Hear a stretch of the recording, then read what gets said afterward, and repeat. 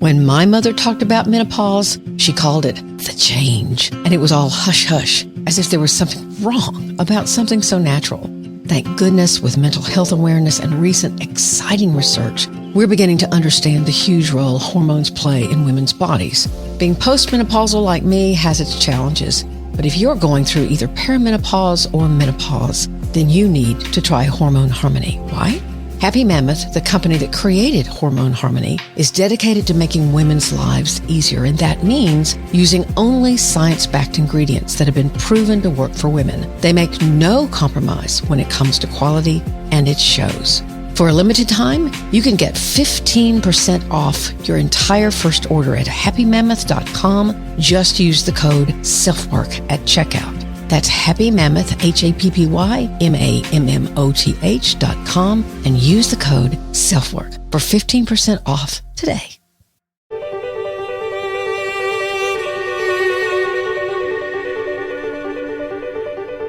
This is SelfWork, and I'm Dr. Margaret Rutherford. At SelfWork, we discuss psychological and emotional issues and what you can do about them, whether that's learning self-acceptance, taking action, or seeking therapy or treatment. 8 years ago, I extended the walls of my practice to reach those of you who might already be knowledgeable about mental health treatment, but also to those of you who might say you'd never darken the door of a therapist. And yet, you are here. I'll answer your questions while I invite you to take a few minutes for your own self-work. Trauma is when a child dies or you're raped.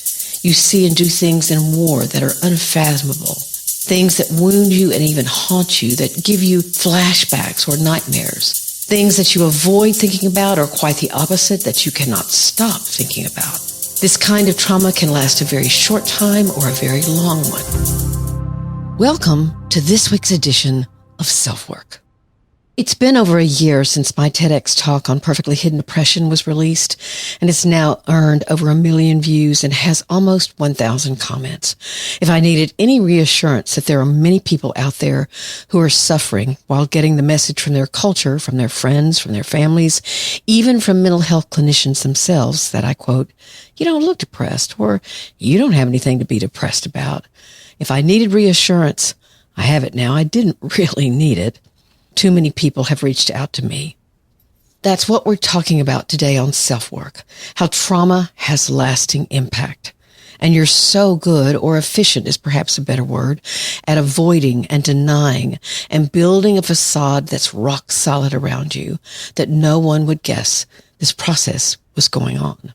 Our listener email is from a young woman who watched the TEDx and decided to write me about her lifelong battle with depression, how she feels she's a horrible disappointment to her parents, and in her short email has only shaming and self-destructive things to say about herself.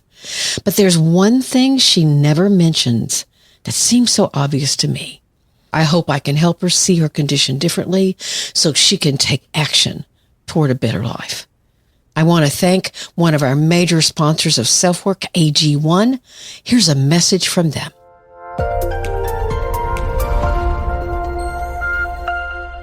It's important to me that the supplements I take are of the highest quality, and that's why, for years, I've been drinking AG1. Unlike many supplement brands, AG1 conducts relentless testing to set the standard for purity and potency. Quality for AG1 isn't just a buzzword, it's a commitment. And at each step of the process, AG1 goes above and beyond industry standards. I know I can trust what's in every scoop of AG1 because they obsess over product quality, the standards of their manufacturing, and sustainable practices. Taking care of your health shouldn't be complicated, and AG1 simplifies this by replacing all those multiple health supplements, like your multivitamins, digestive aids, immune support, and more, in just one simple scoop. AG1's ingredients are heavily researched for their quality, and I love that every scoop also includes prebiotics, probiotics, and digestive enzymes for gut support. I've partnered with AG1 for so long because they make such a high-quality product that I drink every day. So if you want to replace your multivitamin and more, start with AG1. Try it and get a free 1-year supply of vitamin D3 plus K2 and 5 free AG1 travel packs with your first subscription at drinkag1.com/selfwork. Again, that's drinkag1.com/selfwork. Check it out. You'll be glad you did.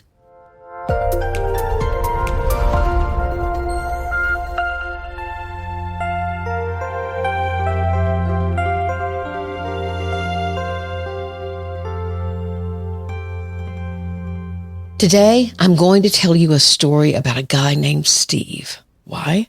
Because his is a story that holds so much meaning and understanding for how trauma has a lasting impact and how our secrets and the feelings behind those secrets can hang around for seemingly ever. And yet when those feelings aren't denied anymore, when you realize the connection between what happened to you then and your present difficulties now, it can be a huge light bulb moment. Let's first talk about the word trauma. So many of you probably wouldn't want that word to be used to describe anything in your own life, and I get it. Trauma is when a child dies or you're raped. You see and do things in war that are unfathomable. Things that wound you and even haunt you, that give you flashbacks or nightmares. Things that you avoid thinking about, or quite the opposite, that you cannot stop thinking about. This kind of trauma can last a very short time or a very long one. Domestic abuse, sexual abuse, other horrors that one human being can do to another. All of that is trauma. Often in that situation, if you're diagnosed, you'll be diagnosed with a mental disorder of PTSD or post-traumatic stress disorder. PTSD is very difficult to have and can be really, in fact, damn hard to beat. Although finally there are some breakthrough treatments, such as what's called the stellate ganglion block. There are ketamine treatments, transcranial magnetic stimulation, and others. And a certain kind of group therapy provided by clinicians trained to work with trauma can also be helpful. And there are lots of individual clinicians who have what's called a trauma-based practice, meaning that they work in trauma a lot and they're good at it. But it's important to say that not all trauma is the same. There are famous researchers who've tried for years to get what they term developmental trauma also recognized as a kind of trauma disorder. It never has been, I'm sad to say, because I and others believe that how we are currently labeling children as, for example, oppositional defiant, might be much more specifically understood as a normal, natural reaction to what's going on in their home, their environment, or their culture that is destructive. And their oppositional defiance emerges because of that situation. When you think of trauma in this way, you may also be able to imagine that as a child with very little control over your life, that what would be viewed by others looking into that home or environment as traumatic or abusive might be not what that child calls it. That child lives there, and that's their normal existence. Whether their normal is about racism or alcoholic parents, sexual inappropriateness, poverty, or emotional abuse, that child has to deal with it every day, and maybe you did. And that's when the feelings around your hurt can be pushed away, shoved into a corner of your mind. Now, that description leads me to Steve. Why do I want to tell you about Steve's story? Because Steve's behavior in the present, in the now, was being affected by what he'd never called trauma in the past. But when he realized, as I sort of said in the title, that what had been done to him, he'd never do to anyone he loved, that realization changed his life. That's the realization that his trauma was real and that it and he mattered.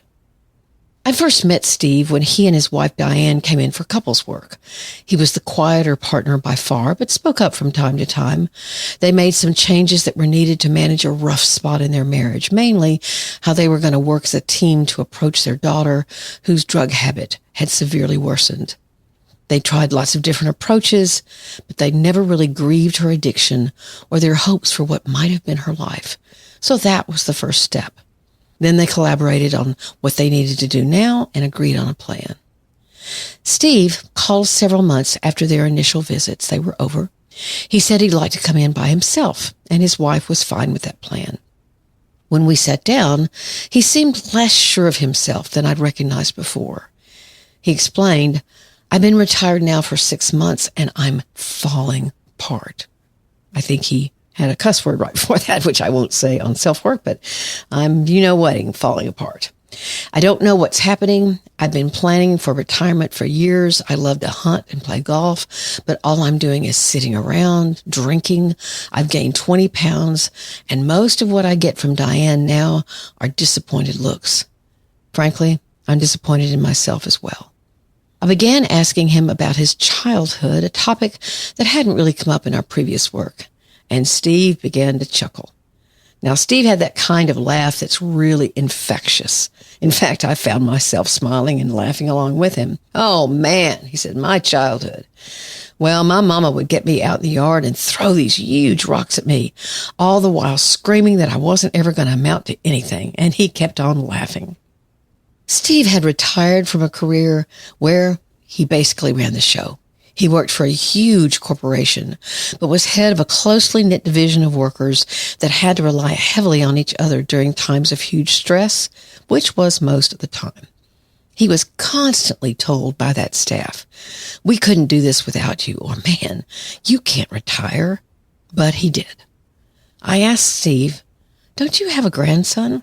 "Yeah, he's 6.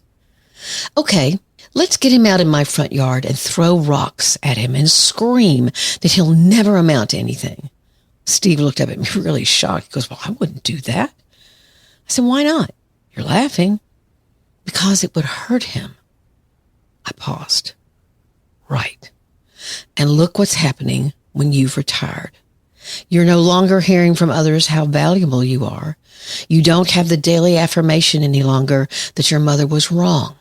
Steve, you've probably never grieved for that child that you were.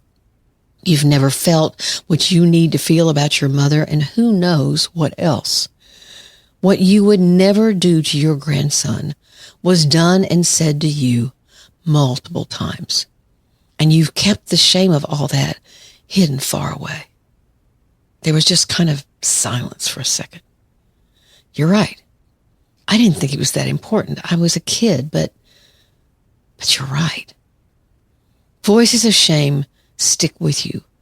There's no amount of affirmation or success that can quell them.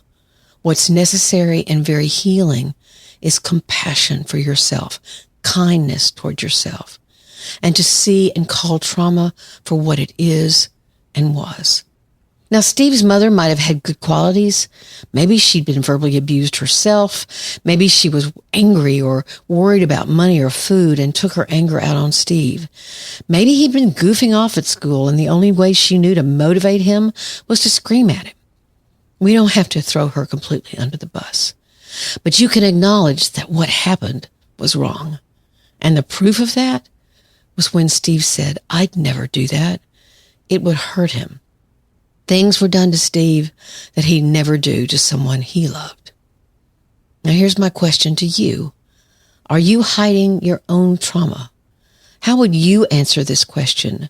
Would you treat a child or someone you loved the way you were treated? Would you try to make someone feel like you used to feel or still feel? And yet, these very feelings, have you never talked about it or admitted it? Have you grieved it? Maybe instead for years, you've buried those memories deep in your psyche and focused on achievement and creating a great life and thought that was enough. That was the answer. My experience says it's not the answer. Those memories and the feelings that belong with them have a life of their own, maybe buried, but they have not gone away, and they can at times erupt in you, or the pain associated with them can slowly seep out, sabotaging any true freedom you might have felt you had. And once again, you're haunted by what you can't seem to control. So what can you do about it, as we like to ask ourselves here? First, you can call trauma.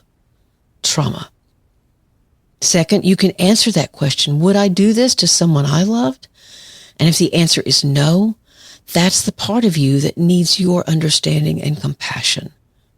I hope this makes sense to you, because So many of us shove away the trauma in our lives, the problems that we experienced as children.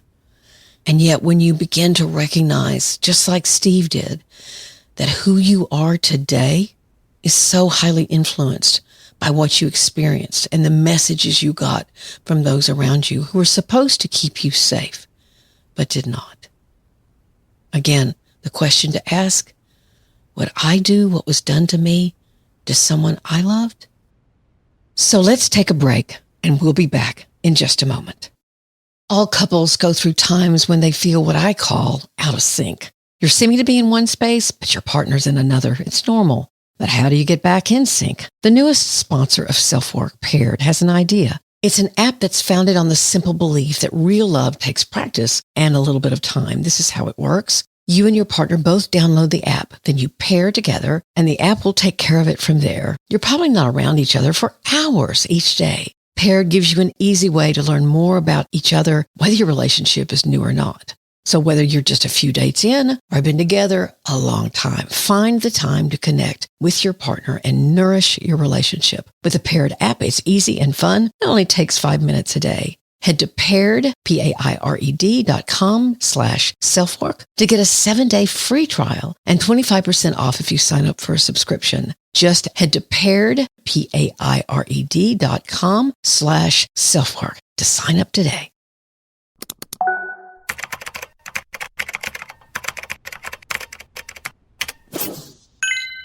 The listener email for today, I had to shorten just a bit, but I hopefully have covered her major points. She says, I saw your TED Talk the other day, and when I saw this email on your website, I decided to send one. It's been almost a decade since I found myself in a perpetual state of depression and anxiety, meaning she's been depressed for 10 years. I have nothing to show for those years. I have no photographs for the most part. I have no anecdotes of my own, no friends that I had, but a big blank space in place of all that. If only I had a handful of memories to look back to, life would have been a bit more bearable. My parents are good people who have loved me unconditionally and have, for the most part, tried to be understanding when I continued to disappoint them. They're the only reason I still exist. As a child, I was ahead of my peers, and my parents thought they had a gifted child. And for this reason, I was expected to be successful at life, too. Little did they know that for me, mediocrity would be an achievement. And once I realized this about myself, I tried my best to rationalize my condition and to think my depression away and out of my mind. I genuinely tried my best to fit in with the people around me, but I have failed miserably at that. Right now, I'm in a university in another city, in a hostel room, and except for going to uni, I have not been anywhere or seen anything, and I have been here for more than 4 years. I hate my major and am completely unequipped for my adult life, and I have no way, listen to this, I have no way of escaping my condition. This is the last year where I'm giving myself a chance, and I can't say I'll try my best because I've never been able to do so, but I will try. I've always wanted to keep a diary, but I never did, apart from writing a couple of entries a year. But this year, I've started again, and so far, I've been writing fairly regularly. The average human life is already too short to read all the books in the world, and reading is something I've always liked, but didn't do as much as I should have. This year, I've been trying to read consistently and watch good shows and movies, maybe even write a little, even though I have no natural talent for it. So this year, I want to be a pleasant person. I want to contain myself more and not affect my kind parents with my episodes of crying and self-pity. I have no goals apart from that, and every day, little by little, I both fade and decline, though I seem okay on the outside. I don't even know why I've written all this. I guess I just wanted to tell someone. Thanks for giving me a chance to put this out there. Wow. When I read this, I bolded several of this young girl's comments. Things like, mediocrity would be an achievement. I've tried my best to fit in, but I have failed miserably. I have no way of escaping my condition. And she blames herself for her episodes of crying and self-pity. What all of this seems to believe or seems to say is that she doesn't believe anything can be done. And to me, the huge fact that she's missing is she's never received treatment for depression. She says that she goes from depression to anxiety over and over, so she sees it and she labels it as such, but nowhere has she received help. No medicine, no therapy, no support group. This kind of depression that begins in childhood and wreaks havoc with your ability to function, to study, to reach your potential, to slowly build self-esteem and self-confidence as lucky children are able to do. It makes it impossible. Childhood depression is very real. It'd be kind of like saying, oh yes, I've had pneumonia all my life, but it's my fault that I can't breathe easily. She's blaming herself for what seems to me to be the impact of the mental and emotional disorder of depression. That may be why her writing is helping, because she's finally beginning to let herself express her feelings rather than judging herself so harshly. I'm not so sure what she means by good books and movies, but maybe ones that instill hope or help her recognize some of what are normal parts of growing up. Maybe she recognizes her isolation as part of the problem. But, here we go. She's relying on her own very depressed mind to give her accurate information. And if you've listened to SelfWork for a while, you know depression lies to you. So my answer to her is, go get treatment. Get into therapy. Go see a psychiatrist or any doctor and let them know how long you've been suffering. Your illness is not your fault. Childhood depression exists. I don't know if there's a traumatic reason for your depression that you're not talking about, but something happened where you seem to have had a lot of potential and then you didn't, at least in your own eyes, meet that potential. But my guess is something happened, or that's when your depression started. Your depression is not your fault.